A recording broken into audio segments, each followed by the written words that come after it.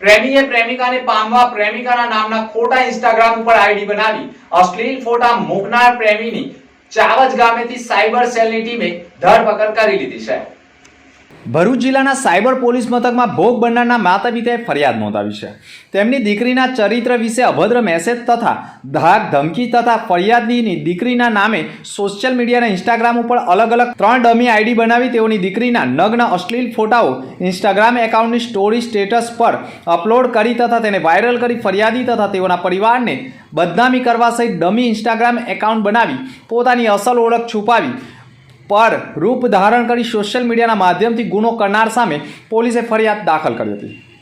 ફરિયાદીની દીકરીના નગ્ન ફોટા અપલોડ કરનાર નરાધમની તપાસ ભરૂચ સાયબર સેલના પીઆઈ એસડી ફુલતરિયા તથા તેમની ટીમ કરી રહી હતી અને 1 મહિનાની તપાસ દરમિયાન ફરિયાદીની દીકરીના ફોટા અશ્લીલ ફોટા અપલોડ કરનાર નકલી આઈડી બનાવી રહ્યો હોય અને ઈમેલ આઈડી બનાવવા માટે વર્ચ્યુઅલ એટલે કે વિદેશના નંબરનો ઉપયોગ કરતો હોવાનો ભાંડો ફૂટ્યો હતો, જેના કારણે ઝીણવટભરી તપાસ કરતા વિલનની ભૂમિકામાં ફરિયાદીની દીકરીનો પ્રેમી નીકળ્યો હતો। ઇન્સ્ટાગ્રામ ઉપર ફરિયાદીની દીકરીના ખોટા નામના આઈડી બનાવી પોલીસની આંખોમાં ધૂળ નાખવાનું અને વહેલી તકે પ્રેમી પોલીસના સકંજામાં ન આવે તે માટે વિદેશી નંબર પરથી મેલ આઈડી બનાવી ઇન્સ્ટાગ્રામ પર ખોટી આઈડી બનાવી રહ્યો હોય, જેમાં નકલી અને ખોટી આઈડી બનાવનાર ભરૂચ જિલ્લાના ચાવજ ગામના રંગઉપન સોસાયટીનો શૈલેષ કુમાર ગોવિંદ વાઘેલા હોવાનું ફલિત થતાં પોલીસે તેની ધરપકડ કરી લીધી હતી